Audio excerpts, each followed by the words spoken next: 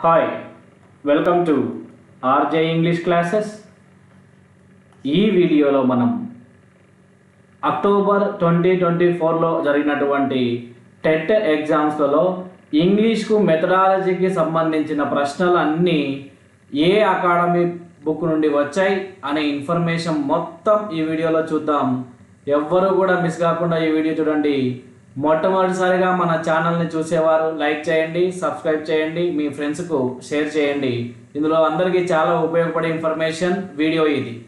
ఎందుకనంటే లాస్ట్ జరిగిన టెట్లో ఇంగ్లీష్ మెథడాలజీకి సంబంధించి అన్ని సెషన్లలో ఒకసారి చూడండి, మనకు ఒక అకాడమీ బుక్లో నుంచి మాత్రమే తీసుకోవడం జరిగింది. కొన్ని ప్రశ్నలు అయితే లైన్ టు లైన్ కూడా తీసుకోవడం జరిగింది. సార్ ముందుగా చెప్పు, ఏ అకాడమీ బుక్ నుంచి మనకు టెట్ ఎగ్జామ్లో ప్రశ్నలు వచ్చాయి? ఏ అకాడమీ బుక్ నుండి మనకు టెట్ ఎగ్జామ్లో వచ్చాయి ప్రశ్నలు అని అంటే D.Ed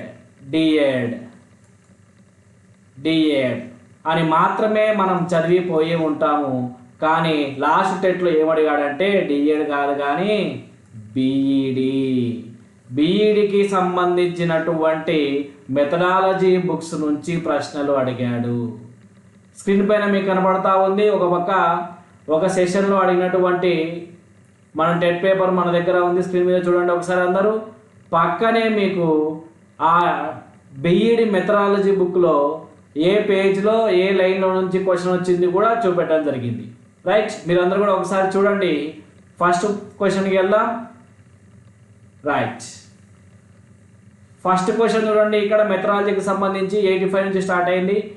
identify the main obstacle teachers face in teaching స్పీకింగ్లో మెయిన్ అబ్స్టాకిల్స్ టీచర్ ఫేస్ చేసింది ఎక్కడ ఉంది అంటే ఇది పెడగాగి ఆఫ్ ఇంగ్లీష్ 1 ఆల్రెడీ చెప్పా. బీఈడికి సంబంధించి 2 బుక్స్ ఉన్నాయి. ఒకటేమో pedagogy of English 1, pedagogy of English 2 అని ఉన్నాయని చెప్పా. పెడగాగి ఆఫ్ ఇంగ్లీష్ 1 వీటి గురించి మొత్తంగా చెప్పా. మన ప్రీవియస్ వీడియోస్లో చూస్తే మీకు మొత్తం క్లారిటీ వస్తుంది. పెడగాగి ఆఫ్ ఇంగ్లీష్ 1లో LSRWకి సంబంధించి స్కిల్స్ సంబంధించిన యూనిట్లో ఇది ఇక్కడ ఉండడం క్వశ్చన్. ఒకసారి ఇక్కడ చూడండి. In order to develop these skills among the students, the teacher come across several obstacles relating to the size of the classroom, the teaching learning material available in the classroom, number of hours allocated for teacher teaching English language. ఇక్కడ వరకు చూడండి. ఈ area నుంచి మనకు question పడడం జరిగింది. ఒకసారి చూద్దాం. Identify the main obstacle teachers face in teaching speaking. Open classroom సిస్టమా, ల్యాక్ ఆఫ్ ఎనర్జీనా, క్లాస్ సైజా, ఎలక్ట్రానిక్ మైక్రోఫోన్సా? టీచరు స్పీకింగ్ని టీచ్ చేయడానికి మెయిన్ అబ్స్టాకిల్గా ఏముంది? ఇక్కడ చూడండి, మనకు మెయిన్ అబ్స్టాకిల్గా ఏమున్నాయి? The size of the classroom ఒకటి, ద టీచింగ్ లెర్నింగ్ మెటీరియల్ ఒకటి available in the classroom ఒకటి, number of hours allocated for teaching English language ఒకటి. ఇవన్నీ కూడా అబ్స్టాకిల్స్. అందులో ఏమడం జరిగింది? మనకు మొదటగానే ఉన్నటువంటి the size of the class size. ఇది ఆప్షన్ కరెక్ట్. ఇది ఈ బుక్లో నుంచి రావడం జరిగింది. రైట్, సెకండ్ క్వశ్చన్ చూద్దామా? ఇక్కడ 86 క్వశ్చన్ నెంబర్ చూడండి. చూస్ the best option that fits the blank.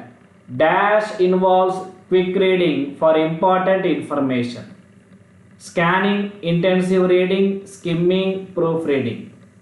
మనకి ఏముంటుంది? క్విక్ రీడింగ్ ఫర్ ఇంపార్టెంట్ ఇన్ఫర్మేషన్ని క్విక్గా రీడ్ చేయడానికి ఏం ఉపయోగపడుతుంది? Skimming is the right answer. ఇది ఎక్కడ ఉంది సార్ అని అంటే ఇదిగోండి, ఈ పెడగాగి ఆఫ్ ఇంగ్లీష్ 1 బుక్లో LSRW స్కిల్స్లలో స్కిమ్మింగ్ దగ్గర ఉంది. ఇది మొత్తం మీకు చదివారంటే క్లారిటీగా అర్థమవుతుంది ఆ క్వశ్చన్కు ఆన్సర్. నేను అండర్లైన్ చేసి పెట్టి చూడండి ఒకసారి. ఇక్కడ in the process the reader picks up only important points, leaving out the irrelevant and unnecessary information. చూడండి, ఇది దీనికి ఇంపార్టెంట్గా ఇది సరిపోతుందా? Dash involves quick reading for important ఇన్ఫర్మేషన్కు ఇక్కడికి మనకు ఈ రెండింటికి పోలిక ఉంది చూడండి. అంటే ఈ కాన్సెప్ట్ని బేస్ చేసుకునే మనకి ఇక్కడ క్వశ్చన్ని ఫ్రేమ్ చేయడం జరిగింది. ఇది కూడా బీఈడి బుక్లో నుండే రావడం జరిగింది. రైట్, మీకు ఇక్కడ నేను ఎక్కడి నుంచి వచ్చాడనేది ఫాస్ట్గా చెప్తున్నా. తర్వాత మీరు క్లారిటీగా మీ పేపర్స్ అన్ని ముందర పెట్టుకొని అబ్జర్వ్ చేసినది మీకు ఇంకా క్లారిటీ వస్తుంది. జస్ట్ ఫర్ ఇన్ఫర్మేషన్ మాత్రమే, పూర్తిగా ఇక్కడ ఎక్స్ప్లెయిన్ చేయట్లేదు. తర్వాత వీడియోస్లో మనం క్లారిటీగా చూద్దాం. రైట్, ఫాస్ట్గా చూద్దాం. ఇప్పుడు అదే సెషన్లోనే తర్వాత క్వశ్చన్ చూడండి. Question number 87.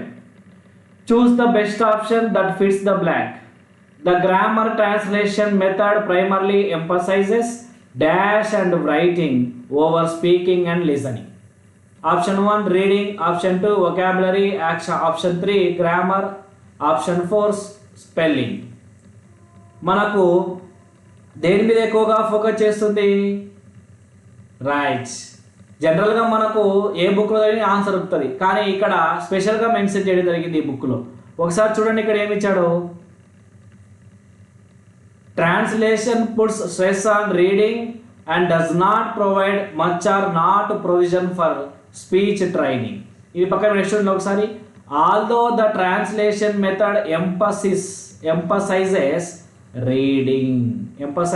reading. చూడండి, the grammar translation method primarily emphasizes reading. Option 1 is the right. ఇక్కడ రీడింగ్ అనేది correct.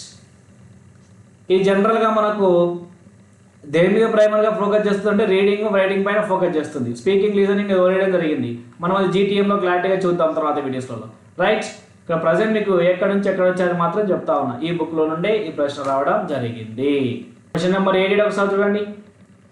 Identify a micro teaching skill developed by BK Pasi.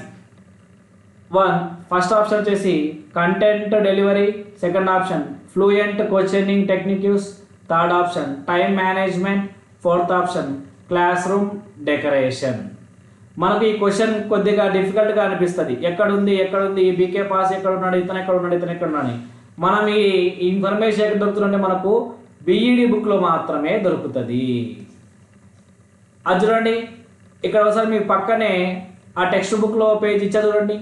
BK Passi has given the following list of teaching skills in his book. అతని యొక్క బుక్లో ఈ skills గురించి చెప్పడం జరిగింది, micro teaching skills గురించి.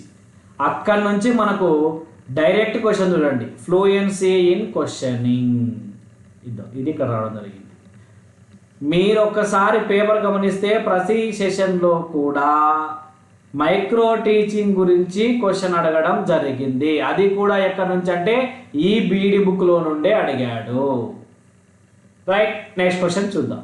క్వశ్చన్ నెంబర్ 89 చూడండి. Identify the role of English as a library language. Library లాంగ్వేజ్గా ఇంగ్లీష్ యొక్క రోల్ ఏంటి? ఇది మనకి కనిపిస్తుందంటే మన జనరల్ కూడా దీన్ని ఆన్సర్ చేయొచ్చు. స్పెసిఫిక్గా కనుక చెప్పినట్లయితే English is a library language అని చెప్పేసి ఈ బీఈడి బుక్లో మనకు ఇవ్వడం జరిగింది. పేజ్ నెంబర్ కూడా దగ్గర 9. ఈ క్వశ్చన్ మొత్తం, ఈ పేజ్ మొత్తం మీరు చదివినట్లయితే దీనికి ఈజీగా ఆన్సర్ చేయొచ్చు. జనరల్గా కూడా చేయొచ్చు. దీన్ని చదువుకుంటే ఇంకా అవగాహన పూర్తిగా మీకు వస్తుంది. English is rarely used for scientific లిటరేచరా? కాదు. English is crucial for accessing research and knowledge. అవును కదా, ఇంగ్లీష్ అనే లైబ్రరీ లాంగ్వేజ్. ఎందుకంటే దాని యొక్క సమాచారం మనకు ఎక్కడ కొన్ని లాంగ్వేజ్లో పూర్తిగా దొరకదు. అదే ఇంగ్లీష్లో కనుక నీకు ఏ విషయం గురించి ఇన్ఫర్మేషన్ కావాలంటే చాలా బ్రాడ్గా అవైలబుల్ ఉంటుంది. రీజనల్ లాంగ్వేజ్లో ఆ విషయం ఉండదు. అందుకే ఇంగ్లీష్ను లైబ్రరీ లాంగ్వేజ్ అని అంటాం. Right, second option is right. ఇది ఈ కాన్సెప్ట్ నుంచి అడిగాడు. ఒకసారి మీరు చదవండి, మీకు క్లారిటీగా అర్థమవుతుంది.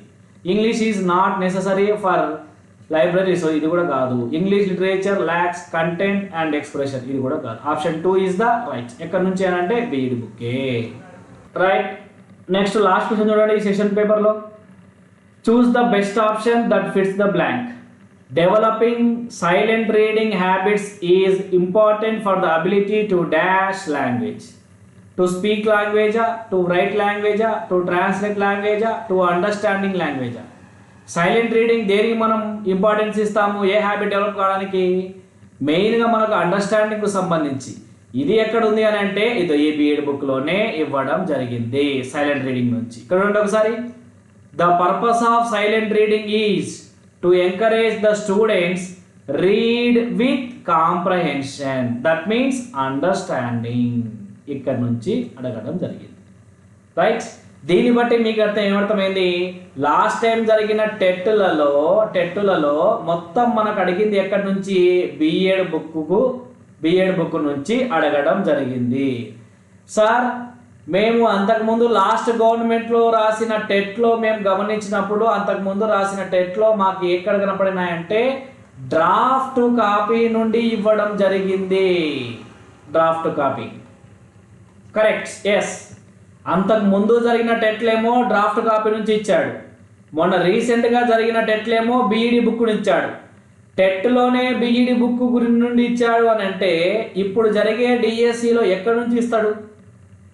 కాబట్టి మనం ఈ డ్రాఫ్ట్ కాపీని, ఈ బిఎడ్ బుక్ను రెండు కూడా ఇంగ్లీష్ మెథడాలజీకి సంబంధించి ఖచ్చితంగా చదవాలి. బిఎడ్కి సంబంధించి 2 బుక్స్ ఉన్నాయి, చాలా నీట్గా ఉంది ఇన్ఫర్మేషన్. వాటిలో మీరు ఒక్కసారి తీసి చదవండి. కొత్తగా ఏం లేదు, కొత్తగా కొన్ని పాయింట్స్ మాత్రమే ఇంట్రడ్యూస్ చేశాడు. మిగతావన్నీ మీరు జనరల్గా మెథడాలజీ చదివిన పాయింట్సే, కొన్ని స్పెసిఫిక్గా ఉన్నాయి. వాటిని మీరు నేర్చుకున్నట్లయితే ఇంగ్లీష్ మెథడాలజీని చాలా ఈజీగా ఆన్సర్ చేయొచ్చు.